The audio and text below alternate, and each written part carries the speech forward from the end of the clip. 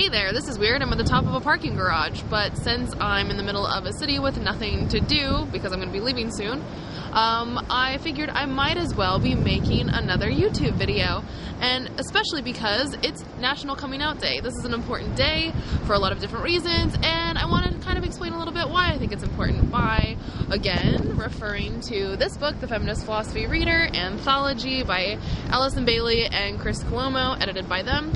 And now, I actually want to be talking about an essay written by Chris Cuomo entitled Claiming the Right to be Queer. For National Coming Out Day, a lot of people are going to be coming out, or a lot of people will be hearing stories about people who have come out and what happened and why that's so important. And I want to put this into some kind of context for the issues of LGBT rights, legal statuses, and the need for political protection. And this isn't just an issue about gay marriage, but also, as has become very, I hope, evident and heartbreakingly so, there's a need to address the reality of homophobia as that gets translated into homophobic violence, bullying, harassment. Those are really explicit forms of denigration for homosexual people, but also, this is evidenced in other kinds of attitudes that are more implicit or more problematic because it's just the way that people think, but they don't actually act on it. Anyway, here's some statistics that Chris Cuomo gives. This is an essay written in 2007. It's still obviously very pertinent, and she says that the National Gay and Lesbian Task Force recently reported that more than 90% of gay men and lesbians have been victims of violence or harassment in some form on the basis of their sexual orientation. Greater than 1 in 5 gay men and nearly 1 in 10 lesbians have been punched, hit, or kicked. A quarter of all gays have had objects thrown at them, a third have been chased, a third have been sexually harassed, and nearly 1/7 have been spit on. There are now 30 or so state laws and nearly 300 municipal and county ordinances prohibiting discrimination based on sexual orientation in the U.S., but new roadblocks against legal rights continue to arise. So, yes, there are lots of statistics and lots of experiences that people have about homophobia. Yes, there are some strides being made in terms of legal protections, but this doesn't mean that we have nothing else to work against. So that's why National Coming Out Day is really important, because we still have to address homophobia. But in order to address homophobia, we have to understand how homophobia actually operates. One way of addressing homophobia is by trying to dismantle and dispel false beliefs about homosexual people. So, National Coming Out Day and getting people to come out is really exciting and important because it fits into a paradigm of resistance called the enlightenment view, which is to enlighten all of those ignorant people and say, look, gay people are real people too. They're your friends, they're your family members, they're your neighbors, they're your coworkers, and it might even be you, but that means that when we see gay people, they can come out to show us how normal they are and dispel any sort of negative stereotypes that say all gay men are a particular way, all lesbians have the same sort of look or behaviors, and moreover, we can dispel the false and negative stereotypes that all gay people are child molesters, perverts, pedophiles, or diseased. Okay, but the problem with the Enlightenment view is that even though it's also very good, like, great, we want to make sure that people don't have false stereotypes about all gay people, it's not enough. The Enlightenment view is inadequate because, as Chris Cuomo points out, homophobia doesn't just rest on false beliefs that people have. It's not just that people are wrong about gay people, but that homophobia also functions at the level of true beliefs when they're coupled with subjective judgments. The true beliefs could be something like, you're gay. And someone says, yep, that's true. And then someone says, well, if you're gay, then that means you do, like, kind of gay things with people of the same sex or gender, right? Those acts. And then the person will be like, yeah, that's also true. So, good, your belief is true. But then the homophobia kicks in when there's a subjective judgment that is homosexuality is wrong, immoral, or a sin. Now, I'm saying that intentionally because there is, in many cases, a religious moral framework that undergirds the subjective judgment that homosexuality is wrong. That shouldn't be news to many people, but the problem is that when legislation comes in and the issues of legal status or political protection, then we are legislating moral judgments that don't apply to everyone, a moral framework that tends to, when those who have power hold this moral judgment, that moral framework tends to trump a more general, universal ethical claim of human rights to sexual freedom. So, the problem then is we need to be able to address homophobia at the level of true beliefs, but subjective judgments that inhibit the advancement of political protection for LGBT people. To do this, Chris Cuomo suggests that we need to alter and change our political rhetoric. So rather than just doing the enlightenment view and trying to dispel false beliefs and stereotypes about gay people, Cuomo says we have to, here's the title of the essay again, claim the right to be queer. Claiming the right to be queer means dismantling moral frameworks, which says, yes, I'm gay, and that entails that I do gay things, queer things, and that's okay, that's fine. So, I deserve rights, because I'm a human, not because I'm gay, but because I'm a human. I deserve political protection and legal rights. What this amounts to then is a dignified demand of rights. This isn't some sort of apologetic attempt at acceptance or telling us, like, yeah, I know it really sucks to be gay, but I didn't choose it, I'm born this way. And this is a sort of appeal that people have tried to put it where sexuality is on the level of, oops, hold on, I lost my paper, where sexuality is on the level of race and gender. If people say I'm born this way, then that has gained some sort of civil protection because you say, well, you're not responsible for your biological attributes.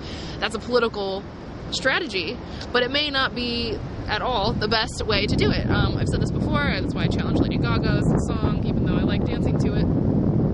So instead we have a need for a dignified demand for rights. That's respect and protection, not some sort of apologetic, yeah, I know this sucks, I would never choose it to do this way, I hate to be born this way. But anyway, accept me and tolerate me as I am, please.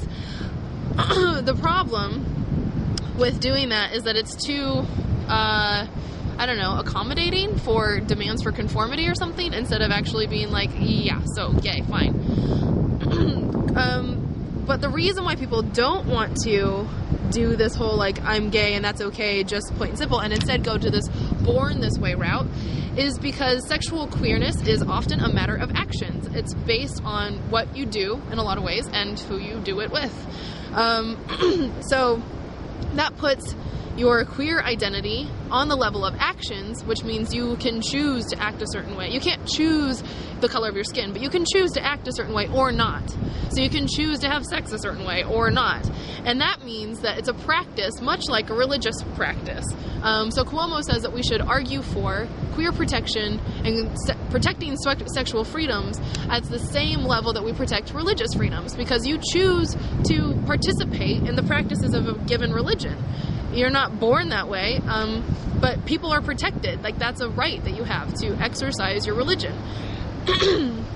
So, again, the reason why this is scary for people is because if we put queerness or gayness at the level of choice, then people can say, oh God, why would you ever choose to be gay? Oh, that's awful. But more importantly, homophobes can say, well, if you choose to be gay, then you choose to be a sinner. You choose to be subjected to harassment and violence.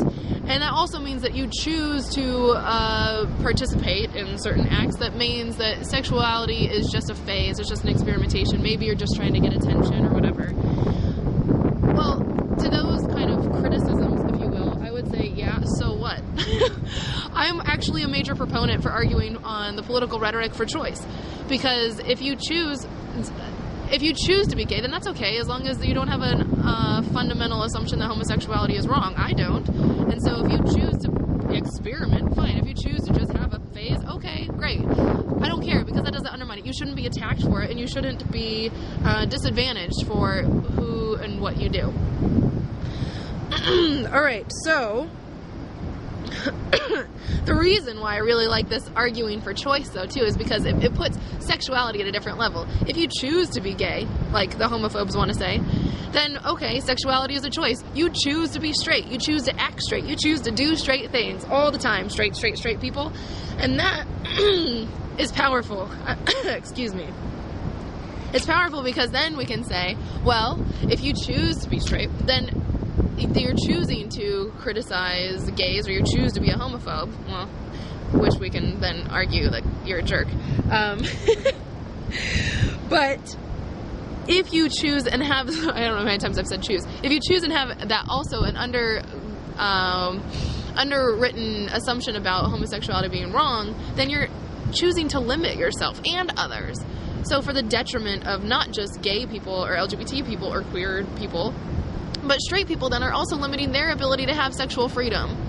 So that there's a natural, I don't want to say natural, there's an immediate reluctance to do or experiment or try or be open to any sort of queer thing, whether that's a kind of queer action that you might think makes you kind of gay, like heterosexual male anal eroticism, that means butt play, or it also has effects for those who hear the messages that homophobic people are saying, that if it's just a phase, oh, it's not a real thing. It can lead to so much anxiety and stress and doubt and insecurity and questions of authenticity and, oh my goodness, so much struggles. And that's the point that I have in my Gay Girls video.